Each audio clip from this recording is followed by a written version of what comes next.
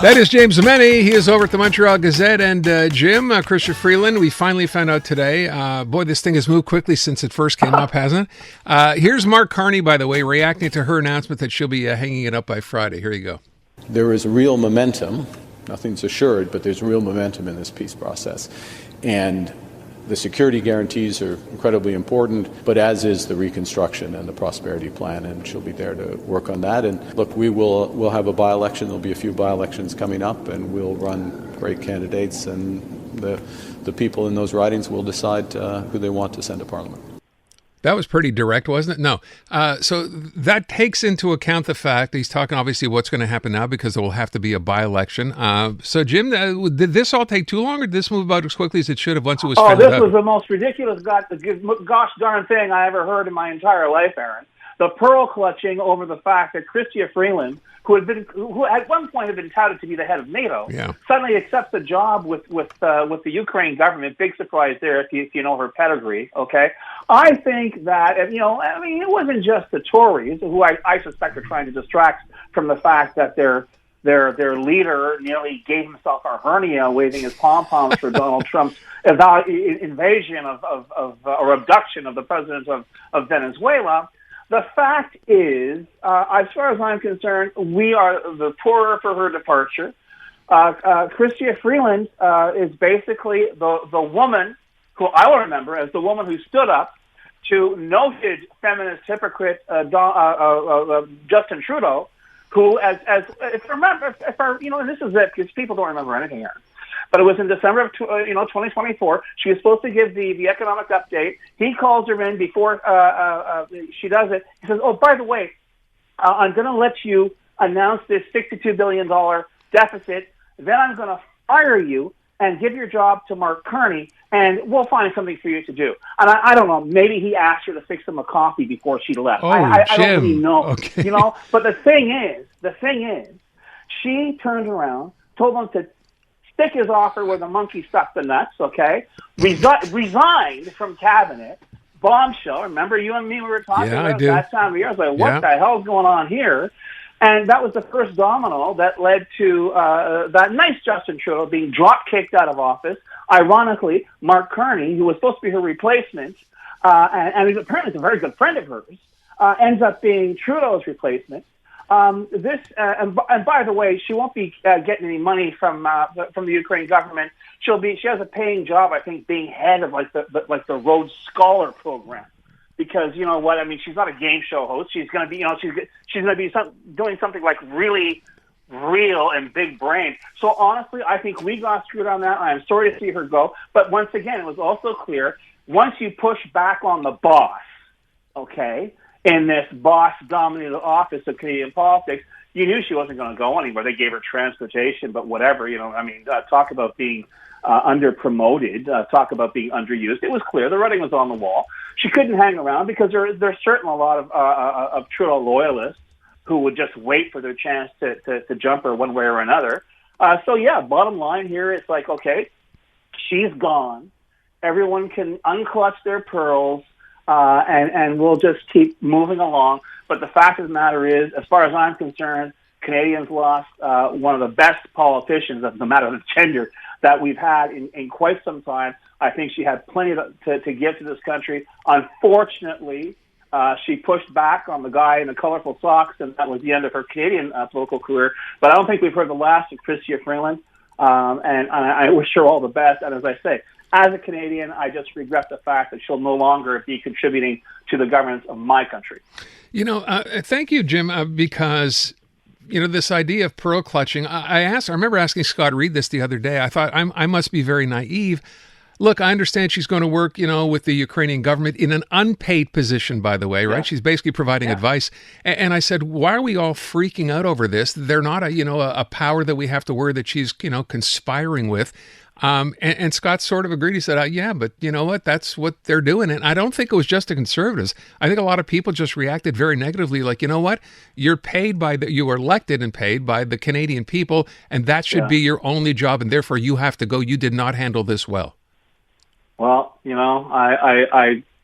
I don't know if she's going to lose any sleep over that, Aaron, to tell you the truth. But, I would suspect, what I find funny is like they're saying, well, we have to be very careful. We can't have foreign interference, what's going on if she's going to work for another government. The last people who described Chrystia Freeland as a foreign interloper? No. KGB. Remember that? Oh, well, there you go. Okay. Yeah, there you go. Because her ma, lest we forget, her ma helped write the Ukraine Constitution, not like the real one, not the SSR. But all that said, like I say, I just, sometimes I just get a little tired of all this breathless. Oh no, this is the appearances and this and that. She's paid. How dare she do? It's like the same thing, when I don't know whether even Trudeau, but even Carney, the prime minister should live in a refrigerator box and basically get around. I don't know on a manual scooter. That's that's how we should spend our time. Shut up! You really just look around you. What this government needs right now. I'm not saying we don't have it.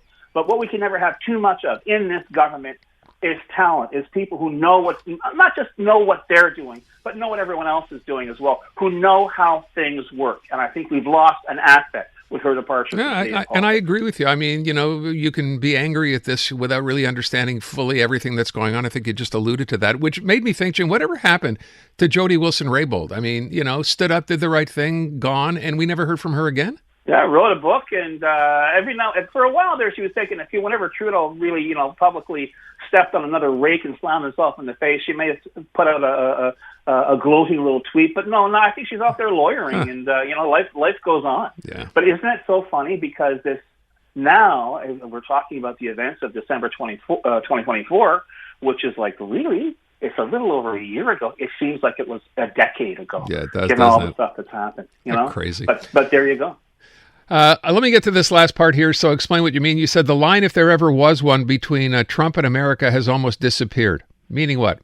I heard you talking about, and we all were talking about what happened in Minnesota yesterday. But here's the bottom line, Aaron. And we don't talk. We may be thinking about it, but we don't talk about it enough. Okay. I know they claim he's in excellent health. Donald Trump is being held together by quarter pounders and Adderall, okay? One night he's going to go to bed and he's not going to wake up. And the big question is, who takes over? Who's next? What's going to happen? And I think there is perhaps a hope or a naivete on the part of a lot of people who say, well, no, once he's gone, everything will go. No. What we're seeing right now, and it's happening in real time. You're seeing it reported in real time. The country to the south of us is turning into something that we thought would be the topic of a dystopian movie, but the fact is we're seeing the ugly side, and there always was an ugly side to America, but we're seeing it full frontal, unashamed, statements from government sounding remarkably like statements from a Soviet republic, and it just keeps you just when you think things it can't go beyond this, it does go beyond that. And, we're all, it's not just Mark Carney. I know we talk about him. We have got to get our heads around the fact that if you kind of felt that the U.S. was a foreign country before, it definitely is. And I think we're going to have to be cognizant of the fact that it's going to be very, very difficult to even begin, if ever, to trust that country again. But as I say, it's not please don't think it's just Donald Trump. I think he's a symptom of a much larger disease that's had the U.S. in its grip for at least a decade. Yeah, I agree with that, but I think you do have to factor Donald Trump in, at least from my perspective, because, he's the guy, he's the character, he's the figurehead. There's nobody else really like him in that government, Jim. So even if and when he's gone, would someone else in that Republican Party have enough momentum or have, display enough of a character to have people kind of weigh in the way they did to Donald Trump? I don't know that there's anyone there like that right now. Well, given the way everyone around him sucks up so obviously and so clownishly, I think there would be a bit of a fight. But believe me, there would be no lack of very opportunistic. Oh, I'm sure there would be. Yeah, I just don't know that. Trying to pick up that torch, and I want to agree with you, Aaron. I want to think that what. This cult will die with Donald Trump, but I'm not entirely sure that it will. When you see what's going on a daily basis, the stuff you and I are talking about, because it's normal, because it's in the news, it just scares the hell out of me. No, I get it. Let me just ask you, when you said about his health, what makes you think that, they're covering this up and he's not in fact in good health? Well, in fact, anytime the guy makes a public appearance, when he's not sleeping, did you watch his post-abduction presser on Saturday? The guy was high as a kite. I'm not a physician and I'm not a cop, but I know what people look like when they're stoned. And that guy was cruising at 50,000 feet, and that's the president of the United States explaining how he just abducted another head of state. Okay, we'll leave it at. He turns 80 in June, I think, doesn't he? Does he turn 80? Can you imagine if Joe Biden had done 5% of the stuff this guy has done? Yeah. Yeah. We live in strange times. James Mennie. Jim, thank you. Seasoned gamer or just video game curious? This Week in Gaming is the podcast for you. We break down the latest in the world of video games, from basics to beyond. The hottest gaming news, insight, and industry leaders and more, weekly. Join me, Naomi Kyle, and stay ahead of the game with all the latest updates, even if you're a total newbie. Stream This Week in Gaming on the free iHeartRadio app or wherever you get your podcasts.